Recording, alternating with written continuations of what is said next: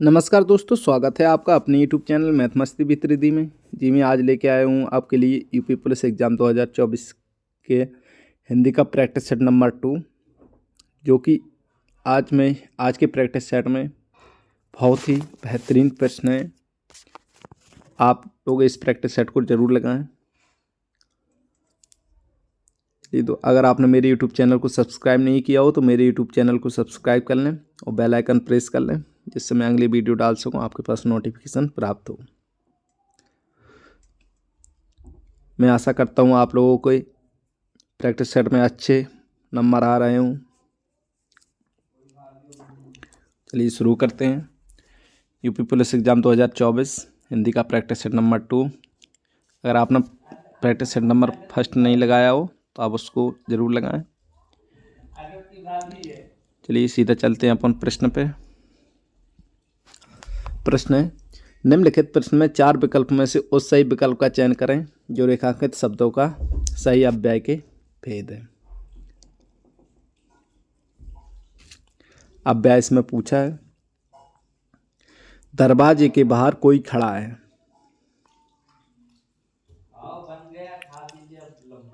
कोई खड़ा है, बताइए समुच्चय बोधक अव्यय, विस्मयादि बोधक अव्यय, संबंध बोधक अव्यय, निपात बोधक। समुच्चय बोधक अव्यय होगा क्या? नहीं होगा।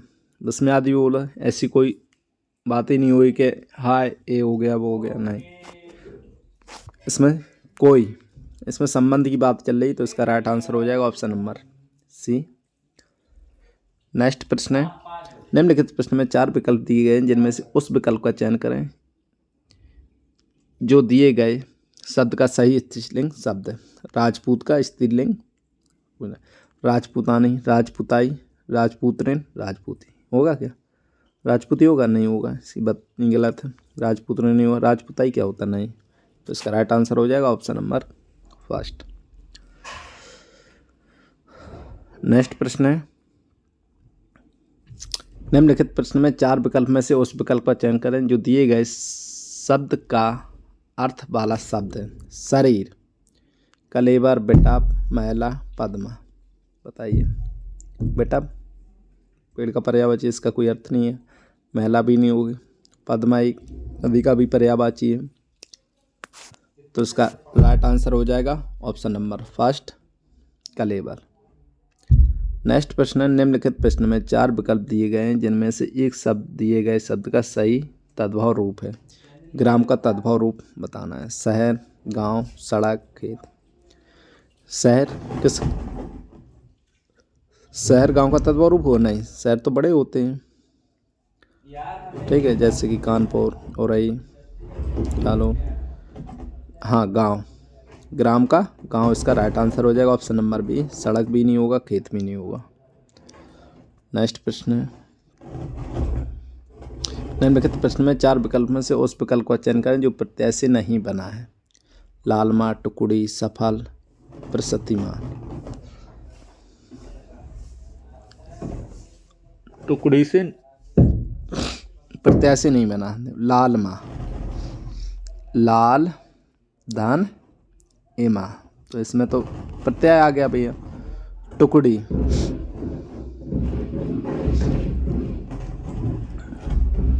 टोक डी धन ई, तो इसमें तो ई प्रत्यय आ गया।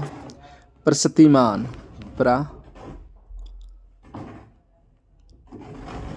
प्रशस्ति धन मान, तो इसमें मान प्रत्यय आएगा। सफल में कोई प्रत्यय नहीं है, तो इसका राइट आंसर हो जाएगा ऑप्शन नंबर डी। नेक्स्ट प्रश्न है, निम्नलिखित प्रश्न में 4 विकल्प में से उस सही विकल्प का चयन करें जो दिए गए पदों के उचित अलंकार रूप का सबसे अच्छा विकल्प है। बताइए। तरनी तरनी जो तटे तमाल तरबर वो छाए, यह अलंकार काफी बार एग्जाम में बार बार रिपीट होता है।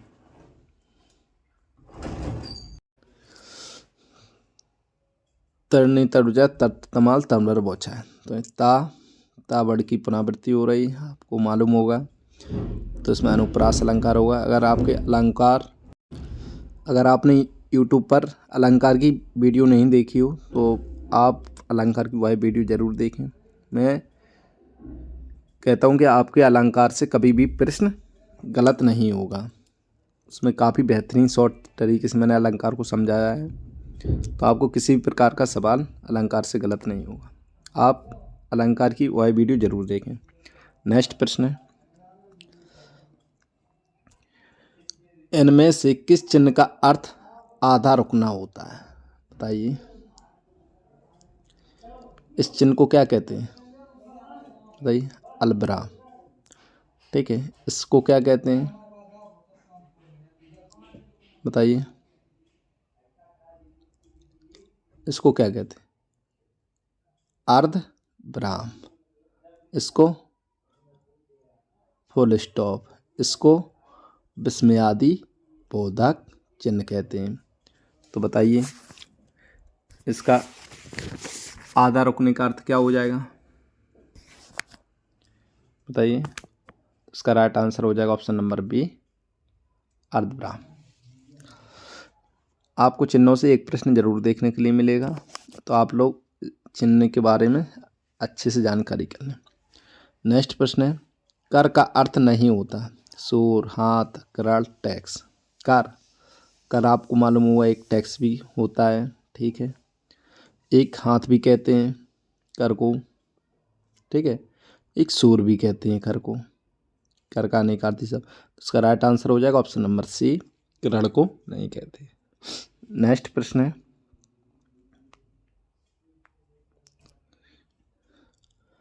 शीत का विलोम होगा। ठंड, गीत, कृष्ण, उष्ण। शीत। बताइए, गीत होगा? नहीं होगा। ठंड? नहीं। लहर।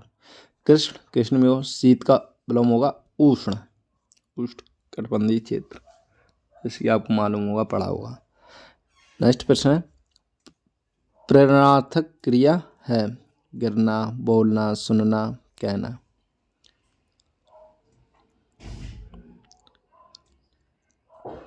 बताइए, प्रेरणार्थक क्रिया किसे कहते हैं? बताइए।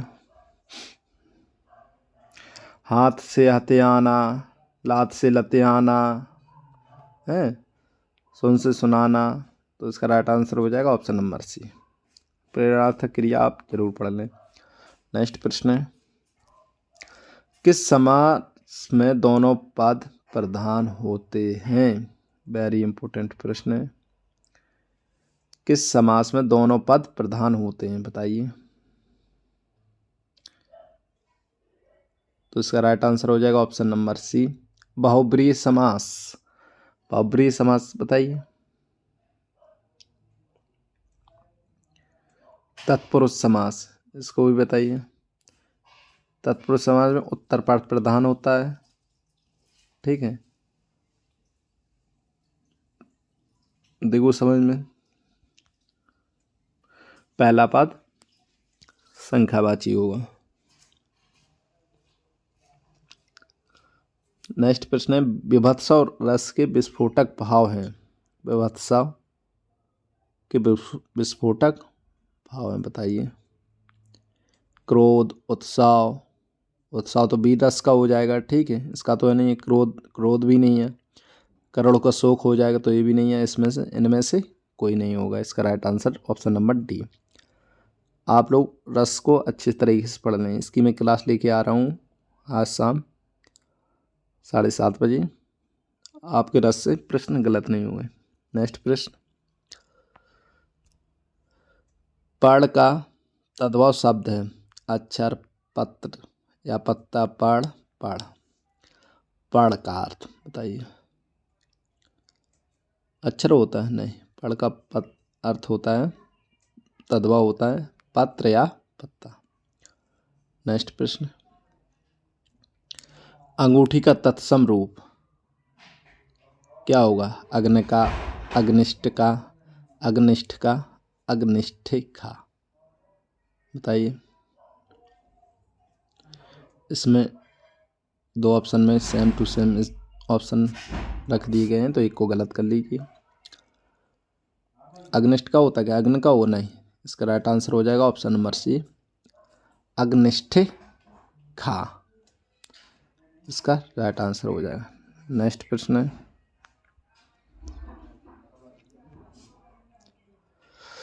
निम्नलिखित में कौन सा तद्भव शब्द है? दिनकर, दिवाकर, बालाजी, सूरज। बताइए। सूरज, सूरज का तत्व सम क्या हो जाएगा? सूर। तो इसका राइट आंसर हो जाएगा ऑप्शन नंबर डी। नेक्स्ट प्रश्न है, इनमें से तद्भव है बानर, बंदर, पवन, मरैक। बताइए।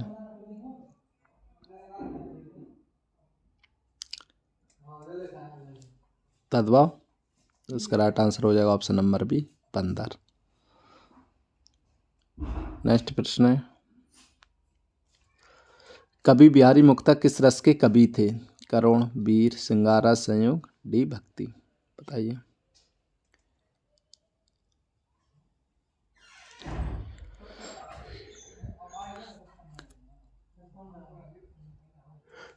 कवि बिहारी, पहले तो ये बताइए किस काल से कवि थे?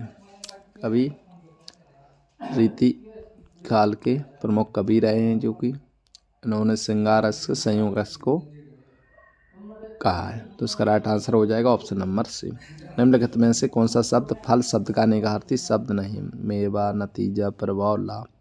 फल को एक लाभ भी कहते हैं, ठीक है, कहते हैं ना। फल को एक वो भी कहते हैं कि आप जैसा फल करोगे वैसे मेवा मिलेगी, तो ये भी है, ठीक है। फल का जैसा फल होगा तो वैसा नतीजा मिलेगा, ऐसे भी कहते हैं। अनेकार्थी शब्द नहीं है, तो इसका प्रभाव, इसका राइट आंसर हो जाएगा ऑप्शन नंबर सी, गलत। नेक्स्ट प्रश्न है, जीवन का एक अर्थ है, जिंदगी दूसरा। पानी, जीने का गुण, वायु, जीव। बताइए। जीवन का एक अर्थ जिंदगी, दूसरा अर्थ होता है वायु, क्योंकि वायु के बगैर व्यक्ति नहीं जी सकता, क्योंकि उसे ऑक्सीजन अति आवश्यक हो जाती है। नेक्स्ट प्रश्न है, निम्नलिखित में से एक शब्द धन का अनेकार्थी शब्द नहीं है। धन, धन का अनेकार्थी शब्द बताइए। बादल भी कहते हैं इसको, घना भी कहते हैं, हथौड़ा भी कहते हैं। एक घन वो नहीं होता, घन, ये धन नहीं है, घन है, घा वाला, इसे काट दीजिए घन। घन का अनेकार्थी शब्द, एक हथौड़ा भी कहते हैं, घना भी कहते हैं, बादल को भी कहते हैं घन, अनेकार्थी। तो इसका राइट आंसर हो जाएगा ऑप्शन नंबर सी, घनिष्ठ। घनिष्ठ का अर्थ होता है पास, किसी वस्तु को पास रखना। नेक्स्ट प्रश्न है, अवसर का लाभ उठाना के लिए उपयुक्त शब्द। बहुत बहती गंगा में हाथ धोना, आकाश पाताल एक करना, फूल न समाना, अंगारों पर पैर रखना। बताइए। अवसर का लाभ उठाना यानी कि बहती गंगा में हाथ धोना, जैसे कि कहीं भी किसी भी चीज़ की ज़्यादा वो होती है ना, आदमी सोचता है इसमें कोई भी चीज़ सस्ती मिल रही है तो कहता है ये मुझे भी मिल जाए, मैं भी खरीद लूँ इसको, इतनी सस्ती कैसे। इससे बहती गंगा में हाथ धोना होता है। नेक्स्ट प्रश्न है, बाधा पड़ना मुहावरे का अर्थ है। पाला पड़ना, रोड़ा अटकना, बढ़ पाना, दांतों में जीभ होना। बाधा पड़ना, बताइए।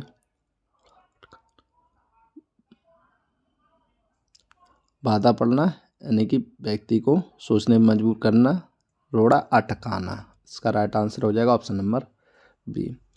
किस रस को रसराज कहा जाता है? काफ़ी बार एग्जामों में यह प्रश्न रिपीट हुआ है, वेरी इंपॉर्टेंट प्रश्न बन जाता है।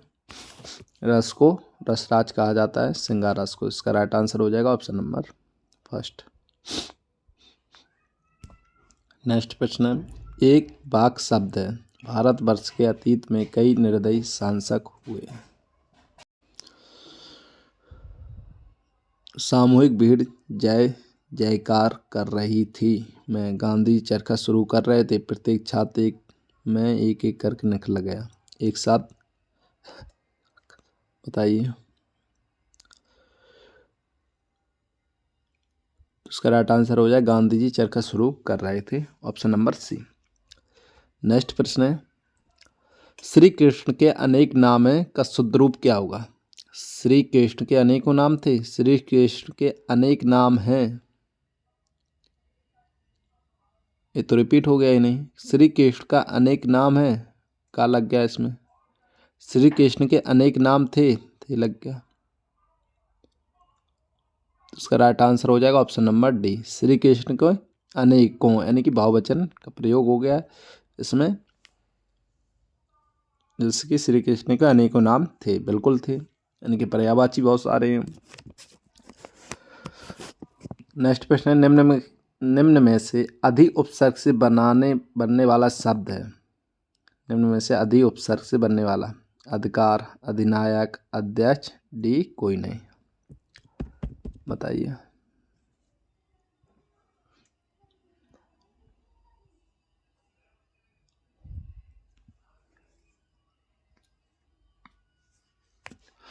उपसर्ग में से सभी है, इसमें से देखो अधिक उपसर्ग सभी में से निकल रहा है, तो इसका राइट आंसर हो जाएगा ऑप्शन नंबर डी, इसमें कोई नहीं, यहाँ पे सभी लिख लेना।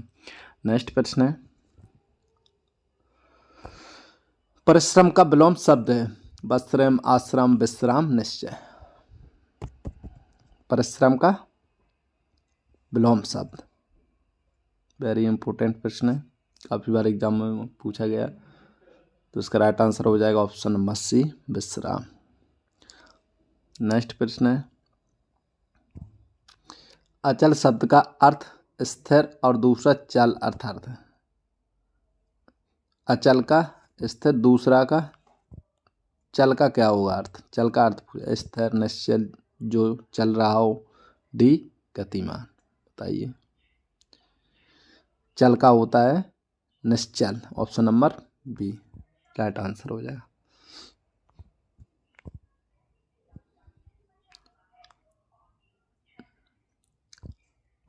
नेक्स्ट प्रश्न है, द्विज का निकार्थी शब्द कौन सा नहीं है?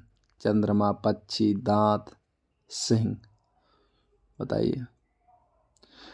देखो द्विज को एक चंद्रमा भी कहते हैं, इसका भी अनेकार्थी शब्द, पक्षी भी है द्विज, द्विज में पक्षी कहते हैं, जैसे कि आपको कहूँ तो कबूतर पक्षी है, द्विज का हो जाता है दांत, दांत का भी रद, रदन, इस प्रकार के इसके पर्यायवाची, तो उसका राइट आंसर हो जाएगा ऑप्शन नंबर डी, सिंह को, सिंह का कोई भी द्विज का शब्द नहीं है। नेक्स्ट प्रश्न है, पीपर पात सरस मंडोला में कौन सा अलंकार है? बताइए।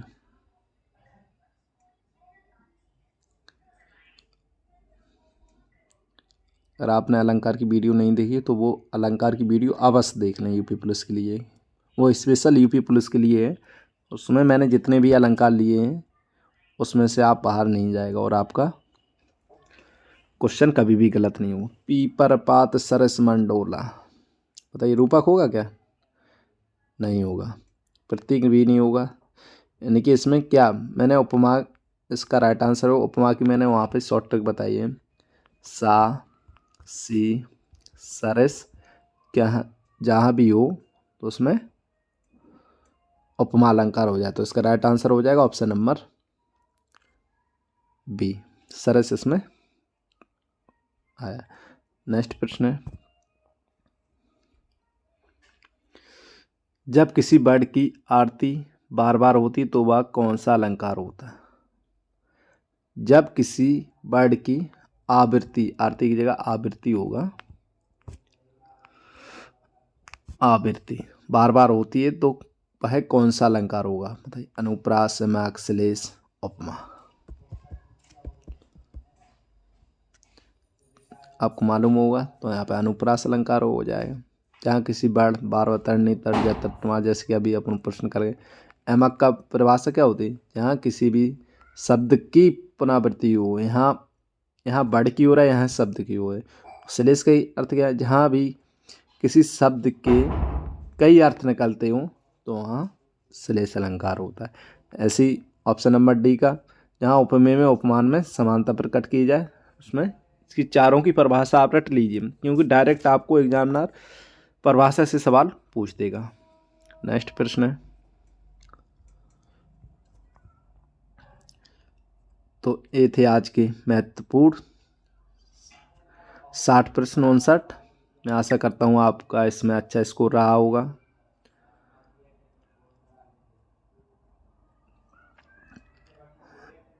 तो आप मिलते हैं आप नेक्स्ट वीडियो के साथ, तब तक के लिए गुड बाय।